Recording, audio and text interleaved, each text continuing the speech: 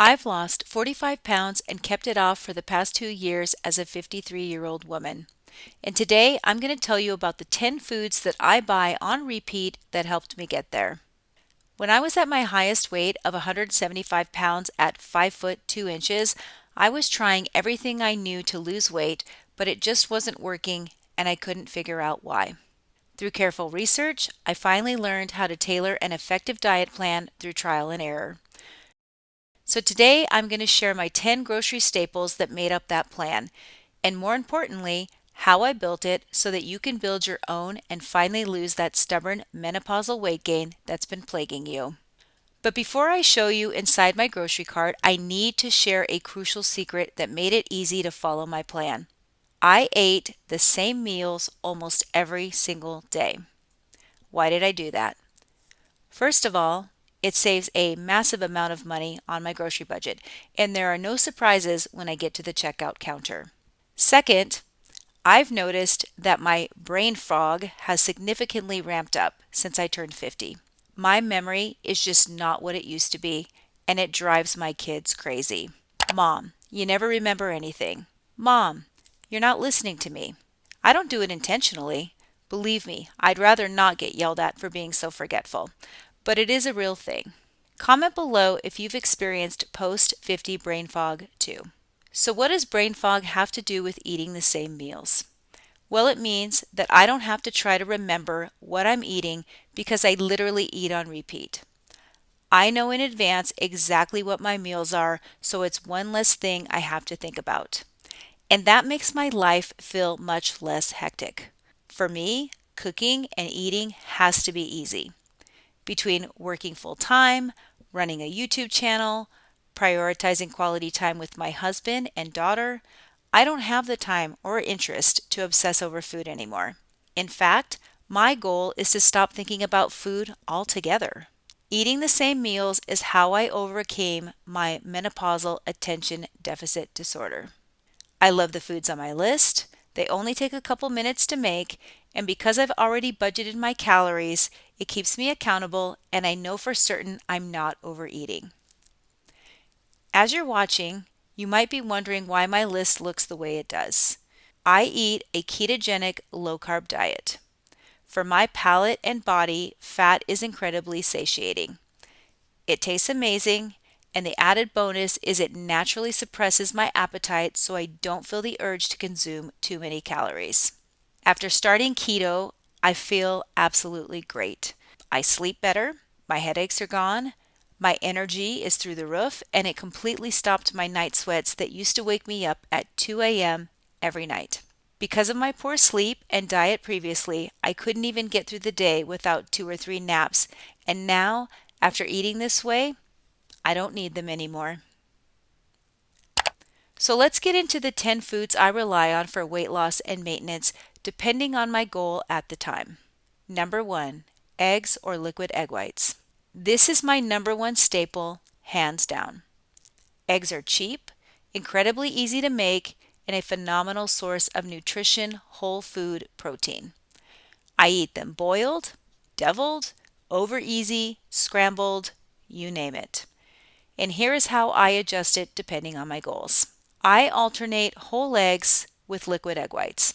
If I'm trying to lose, say I've gained a little weight and I need to get back down, I use more egg whites and keep the protein higher and the fat calories lower.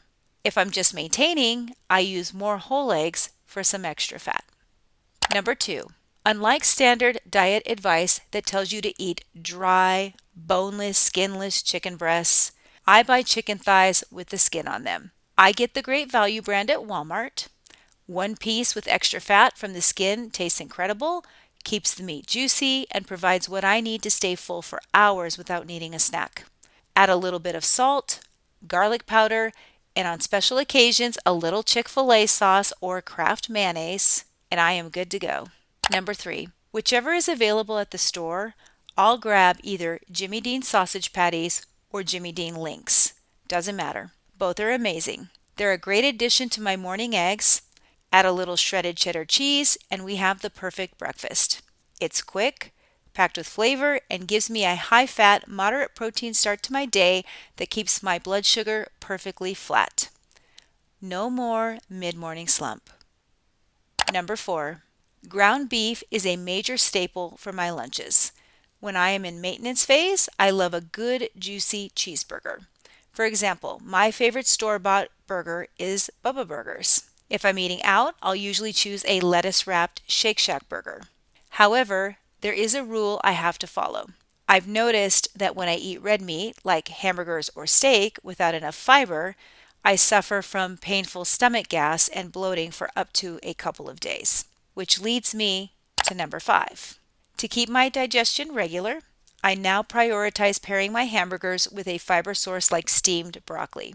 I will have broccoli as a side with either my hamburger or chicken for lunch. I add a little salt and McCormick hamburger seasoning. Occasionally, I will add a teaspoon of Udo's oil, which adds a nice buttery taste and is high in omega fats. Number 6, cheese. Shredded, sliced, blocks, I love them all. And the best part is they're almost 100% zero carb. I'll use shredded cheese to melt over my hamburgers, slices for a quick pick-me-up, or chop a piece off the block for a perfect morning or afternoon snack. It's a perfect moderate protein, high-fat food, but keep in mind, calories always matter, and cheese calories add up more than most. And if you're short like me, you have to be extra mindful of calorie creep. Number 7. Nuts are another great snack in between meals that I eat just about every day. I love keeping these in the pantry for a quick, satisfying crunch. My favorite are the Great Value roasted pecans at Walmart. Pecans are packed with healthy fats, but they are also a quote, proceed with caution food. A small handful can easily be 200 calories, maybe even more if you don't measure carefully.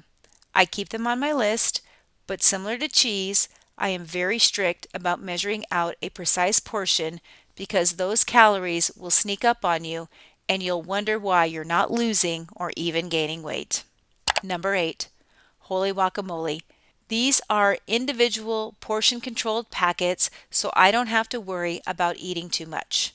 I know exactly how much is in each pack, and I love having them with my breakfast. I will usually scramble up some eggs and put the guacamole on top. They taste incredible and they are an excellent source of fiber. But because it does add extra fat calories, I also have to treat it as a special edition rather than something I glob on mindlessly. Number 9. One of the things that has made it easy for me to stick to my program is I always keep snacks on hand that are yummy, quick, high protein, and low carb, so I never feel deprived. My favorite brand are the Mac pork rinds at Walmart, and they are hands down the best. They have zero carbs, several fun flavors to choose from, and they are actually a fantastic natural source of collagen. A couple of years ago, I remember watching Dr. Berg suggest these in a video, and I was so pleasantly surprised to learn that they fit perfectly into a low-carb lifestyle. They give you that potato chip crunch and taste without the weight-gaining carbs. I'll usually have them about 10 a.m. as a snack or sometimes a side with my hamburger. Number 10.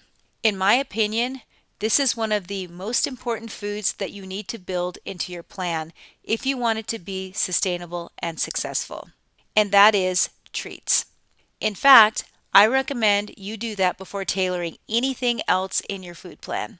One of the biggest reasons people fall off their plan is they deprive themselves of treats.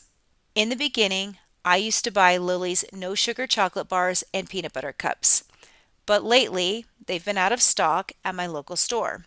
So recently I switched to Quest peanut butter cups. And honestly, I wasn't sure at first if I'd like them because they have extra protein.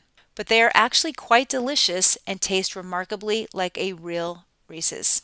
I also keep Quest protein bars on hand for something sweet. But word of warning, only buy them if you know you have the discipline to keep them in the house without eating the whole box at once. Now let me be clear, you can lose weight eating any food.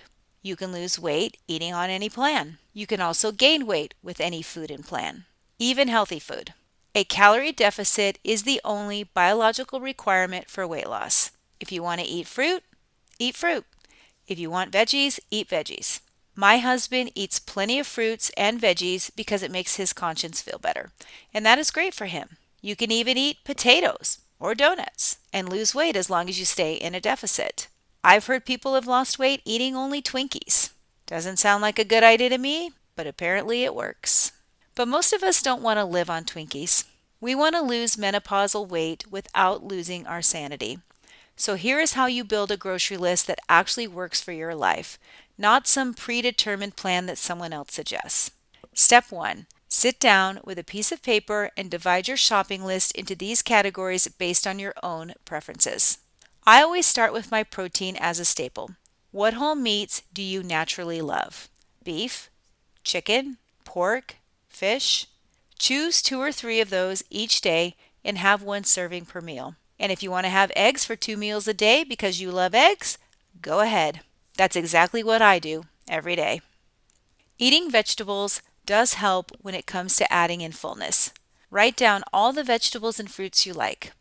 If you're on keto like me, you'll want to keep your fruit at a minimum because it can add up in carbs quickly. To stay on your plan long term, you have to build in low carb treats and quick snacks you genuinely look forward to eating.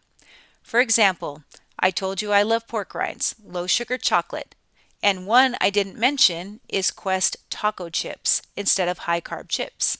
I like to eat Quest tortilla chips with melted cheese, taco meat, and some holy guacamole.